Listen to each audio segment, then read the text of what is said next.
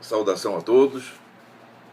Eu estou participando do Advento de Natal através da comunidade CVX.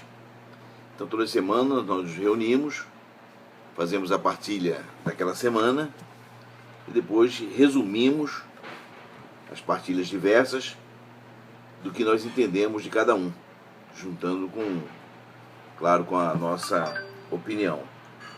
Então foi muito interessante na semana passada, segunda semana do Advento, quando vários trechos durante a semana foram discorridos e, claro, chamaram muito a nossa atenção. Principalmente na segunda-feira, no dia 7, quando se falou sobre homem, teus pecados te são perdoados. Aquelas pessoas que estavam ali assistindo às pregações de Jesus naquele tempo, e uma multidão muito grande, outros não conseguiam entrar, uma pessoa paralítica, doente, e eles fizeram a entrada dessa pessoa através do telhado, fizeram uma abertura, e ali o doente entrou com aquela fé da cura. E as pessoas que transportavam o doente, eles não viram Jesus, certamente. Pelo texto descrito, parece que somente o doente teve acesso a Jesus.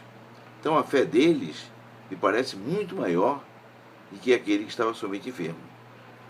Eu fiz a minha partilha, eu lembro que eu fiz alguns escritos sobre isso, e o meu resumo ficou, depois eu reli, ficou bastante interessante, e contemplava não somente a minha opinião, como a opinião dos outros irmãos que estavam ali participando,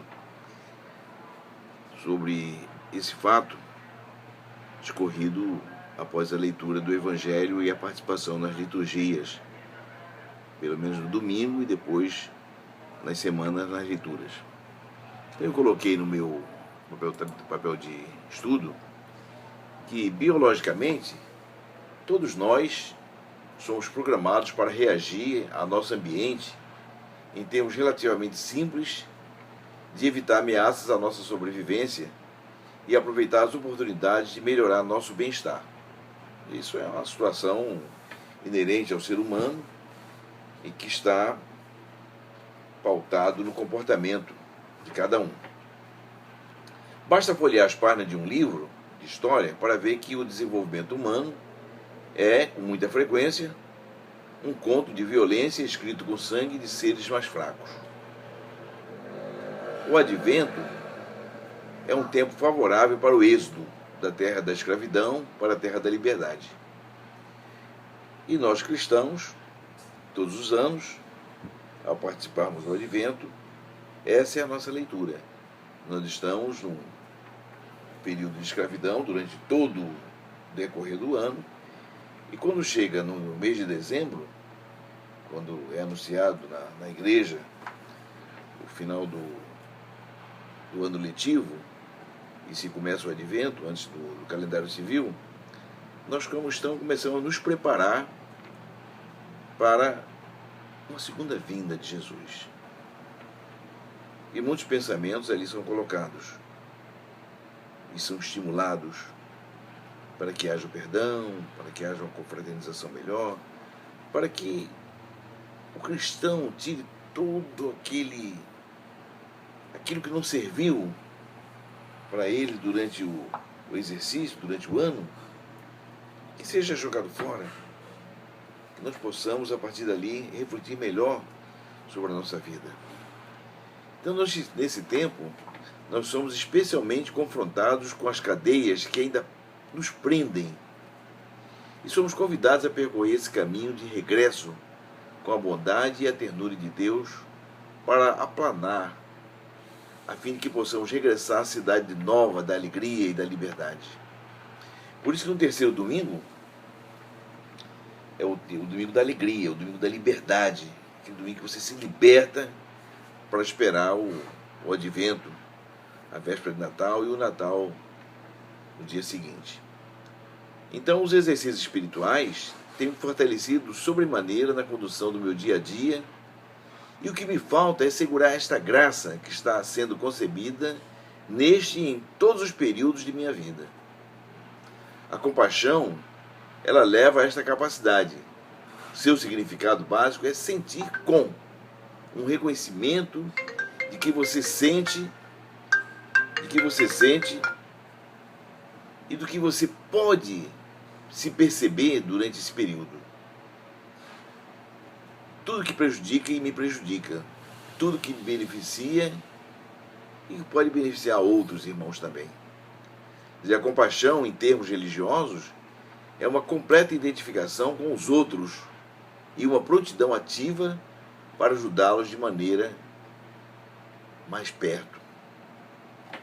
Hoje, nós vamos partilhar a terceira semana do Advento, e uma irmã colocou um vídeo que eu já tinha visto até o filme, Paixão de Cristo, com Tim Caviezel, e tem esse depoimento no YouTube que fala sobre essa participação dele nesse filme.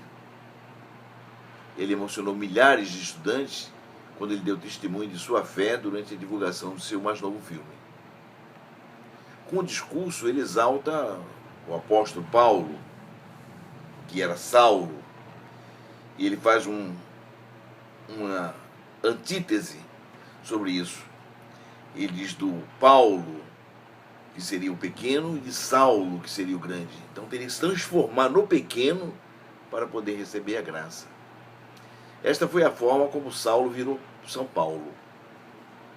O ator compartilha suas experiências de vida e diz que adota a profissão depois de um chamado que recebeu do Senhor. Mas nem tudo foram rosas. Ele lembra que sua interpretação no Conde de Monte Cristo, por exemplo, dos personagens que ele fez, que lançou em Hollywood, não foi nada fácil. Porque ele não se sentia ator, ele se sentia chamado não como ator, mas como participante, talvez como um coadjuvante.